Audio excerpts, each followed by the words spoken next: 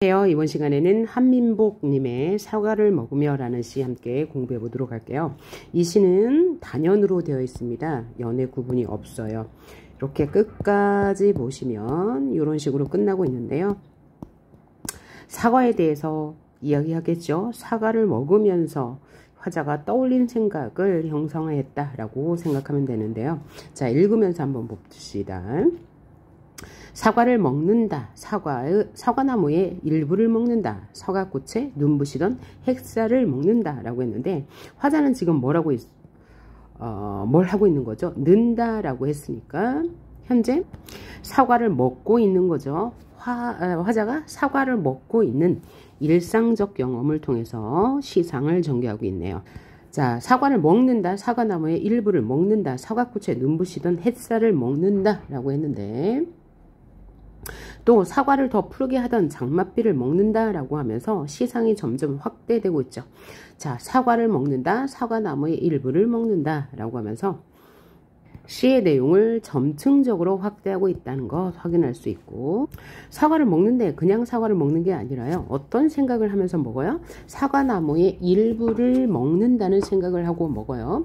그 다음에 사과꽃에 눈부시던 햇살을 먹는다 라고 했어요. 그러면 우리가 사과를 먹을 때 그냥 보통 사과 먹네 이게 아니고, 사과에 깃들여진 뭔가 자연을 생각하면서 먹는 거죠. 그러면 사과꽃에 눈부시던 햇살은 여기서 봄 사과를 말하는 거고요. 사과를 더 푸르게 하던 장맛비, 사과를 익게 한 여름, 즉 자연을 생각하면서 먹는 거고요. 사과를 흔들던 소슬바람, 가을이죠. 계절적으로 볼 때 가을을 생각하면서 먹어요. 사과나무를 감싸던 눈송이, 겨울을 생각하면서 먹어요. 그래서 봄, 여름, 가을, 겨울이라는 우리 자연의 순환을 생각하면서 사과를 먹고 있습니다. 그리고 사과 위를 지나가던 벌레의 기억을 먹는다 라고 했는데, 사과를 존재하게 하려면 벌레도 있어야 되잖아요. 사과는 벌레도 먹고 뭐 이러면서 사과가 있게 되는데, 벌레의 기억이라고 했으니까 벌레가 기억이 있다라는 것은 의인법이죠. 벌레를 의인화하여 혹은 벌레를 의지적 존재로 설정하여 시상을 전개한다 라고 해도 되고요. 사과를 먹으면서 사과를 이렇게 있게 한 자연의 존재에 대해서 화자는 생각하면서 먹어요. 사과나무에서 울던 새소리를 먹는다 라고 했어요. 새소리도 자연이죠. 그렇죠. 사과를 먹으면서 자연의 순환을 생각했고, 그 다음에 벌레와 새소리와 같은 자연을 생각했고, 사과나무 잎새를 먹는다. 이것도 역시 자연이고요. 사과를 갖고 온 사람의 땀방울도 먹는다 라고 했는데, 지금까지는 사과를 있게 한 자연에 대해서 떠올렸어요. 그것은 바로 햇살, 장맛비, 소슬바람, 눈송이, 벌레, 새소리, 잎새까지는 사과를 익게 한, 사과를 여물게 한, 혹은 사과가 열리기까지의 자연에 대해서 이야기했다면, 지금부터는 사과를 여물게 한, 사과를 익게 한 사람에 대해서 말할 건가 봐요. 사람의 땀방울을 먹는다 라고 했으니까요. 사람의 땀방울이라는 것은 사람의 노력을 말하는 거죠. 사과가 저절로 있는 건 아니니까요. 사과를 익게 한 사람의 노력에 대해서. 그 다음에 사과를 연구한 식물학자의 지식, 이것도 사람의 노력이고요. 그 다음 사과나무 집달이 바라보던 하늘을 먹는다. 그러면 사과나무 집달이 사과를 익게 하기 위해서 노력을 했을 거고, 사과나무 집달이 바라보던 하늘이니까 이것은 사람의 기억이라고 할 수 있겠네요. 사람의 기억까지도 먹고요. 그 다음에 사과의 수액을 공급하던 사과나무 가지를 먹는다. 사과나무 가지를 먹는다. 사과나무의 세월, 사과나무의 나이트를 먹는다. 사과를 지탱해 온 사과나무의 뿌리를 먹는다. 사과의 씨앗을 먹는다. 사과나무의 자양분 흙을 먹는다. 사과나무의 가지, 사과의 나이테, 뿌리, 씨앗은 사과의 구성 요소죠. 사과가 익으려면 이런 것이 필요해요. 그래서 얘는 사과의 구성 요소에 대해서 나열하고 있죠. 가지가 있어야 되고 나이테가 있어야 되고 뿌리가 있어야 되고 씨앗도 있어야 합니다. 그리고 흙까지 포함해야 되겠네요. 사과나무의 자양분 흙을 먹는다 라고 했는데 그 다음은 또 달라지고 있습니다. 사과나무의 흙을 붙잡고 있는 지구의 중력을 먹는다. 갑자기 지구에 대한 이야기가 나왔네요. 또 사과나무가 존재할 수 있게 한 우주를 먹는다. 사과를 먹는 행위 자체가요, 사과에 깃들어 있는 역사, 사과를 있게 한 요소, 그 다음에 사과를 있게 한 자연, 또 사람의 노력, 그 플러스 지구, 우주까지 모두 먹는다고 했어요. 그러니까 지금까지 것을 모두 본다면 자연의 순환 과정을 통해서 얻어지는 사과에 대해서 나열한 거죠.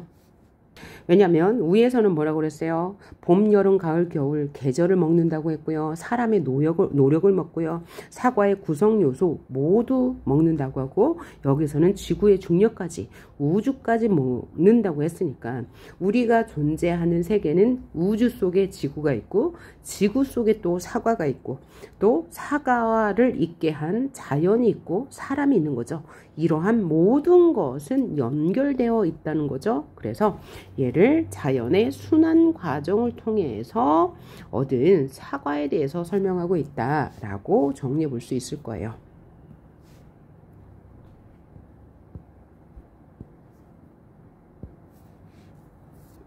한 가지 더 이야기해 본다면 여기까지는 사과나무의 자양분을 먹는다. 여기까지는 구체적 대상으로서의 사과에 대해서 열거했다면 여기부터는 지구의 중력도 먹고 또 우주까지 먹는다고 했어요. 그러니까 이것은 구체적인 게 아니고 사과가 가지고 있는 추상적 의미를 제시한 거죠. 추상적이라는 것은 보이지 않는 것이죠. 지구, 우주, 우리 눈에 보일 수 없는 것들을 연상한 거예요. 그래서 구체적 대상으로서의 사과를 열거하다가 추상적 의미로 전환했다라고 해도 말이 되는 거고요. 의미를 확장했다라고 해도 말이 되는 거죠. 사과에 담긴 의미를 확장적으로 보고 있습니다. 다음을 볼까요? 흙으로 빚어진 사과를 먹는다. 흙에서 멀리 도망쳐 보려다 흙으로 돌아가고 마는 사과를 먹는다 라고 했어요. 그러면 흙으로 빚어진 사과는 맞죠? 흙에서 자양분을 얻어서 그것이 사과를 열게 했어요. 사과가 열렸죠. 그런데 사과가 흙에서 멀리 도망쳐 보려다가 흙으로 다시 돌아가고 마는 사과. 그럼 얘도 역시 사과라는 자연을 순환의 논리로 본 거죠. 생명의 순환 논리에 대해서 이야기하고 있는 거예요.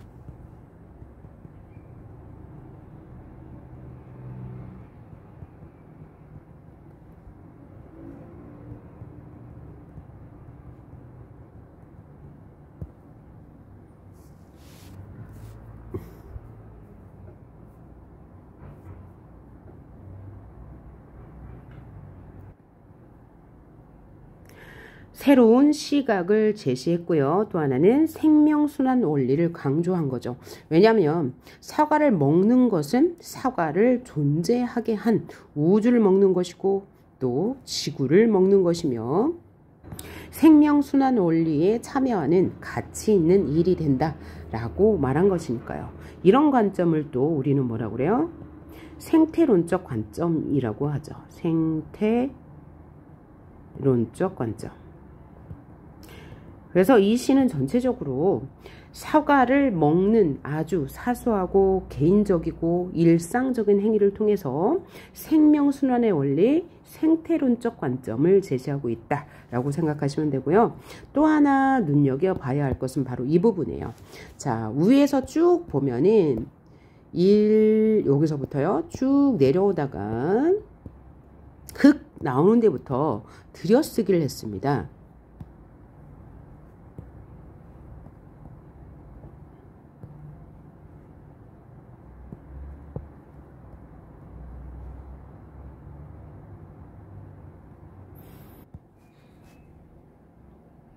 따라서 이 부분은 낯설게 하기 혹은 의도적으로 시행을 배열하여 혹은 시행을 들였음으로 인해서 뭘 강조하는 거예요? 생명의 순환 논리를 강조하고 있다라고 보시면 되고요.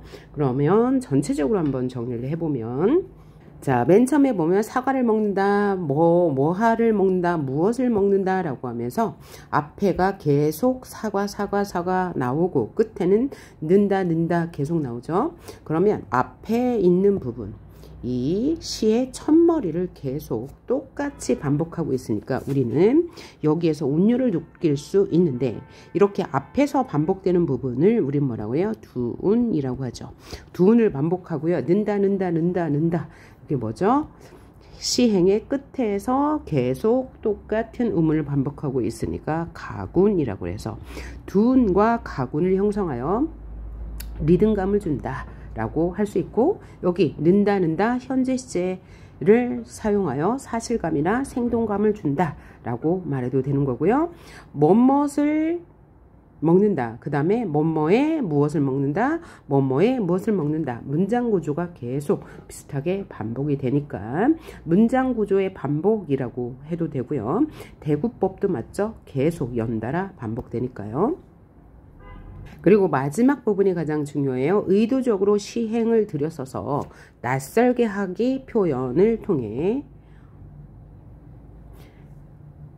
자연의 순환 논리를 강조하고 있으면서 동시에 의식의 비약을 보인다라고 해도 됩니다. 의식의 비약이 뭐냐면 의식이 갑자기 다른 쪽으로 바뀌었어 라는 거예요. 의식이 갑자기 위에서는 뭐예요? 생명순환 논리를 사과를 잊게 한 것, 사람의 노력이 있던 것, 그 다음에 자연의 도움을 받아서 사과가 익은 것이라고 하다가 갑자기 사과가 그죠? 흙에서 도망치려다가 흙으로 돌아가고 만다라고 해서 갑자기 화자 인식이 사과를 잊게 한 것에서 사과의 입장이 되어서 이야기했습니다. 그래서 얘를 의식의 비약이라고 할 수 있는데 이를 통해서 강조하고 싶은 것은 생명의 순환 논리였다.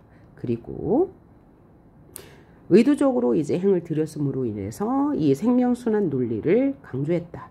의도적으로 행을 들였었다는 것을 낯설게 하기 기법이라고도 하고 또 시적 긴장감을 형성한다 라고 해도 되죠. 시적 긴장감은 뭐예요? 뭔가 다른 표현이라는 얘기죠. 그래서 독자의 주의를 환기하기 위해서 시적 긴장감을 유발하는 거죠. 그리고 낯설게 하기 표현을 통해서 독자의 주의를 부각, 환기하는 거예요. 그리고 마지막 행에서 사과가 나를 먹는다.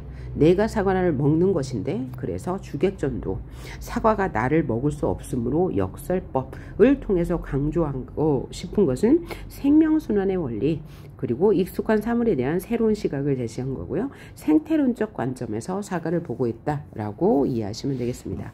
그 다음에 여기까지는 사과나무의 자양분을 먹는다. 여기까지는 구체적 대상으로서 이 사과에 대해서 묘사하다가 갑자기 뒤로 와서 철학적인 혹은 사색적인 관점을 보여줬어요. 사과에 대해서 깊이 생각하는 거. 다른 말로 추상적 이미지를 제시했죠. 눈에 보이지 않게. 여기까지 끊어서 볼 수 있다는 거 확인했고요. 결국은 화자가 하고 싶은 말은 사과를 먹으면서 생명순환 논리에 대해서 깨달았다는 것. 이게 바로 주제가 되겠죠. 네, 수고하셨습니다. 다음 시간에 보도록 하겠습니다.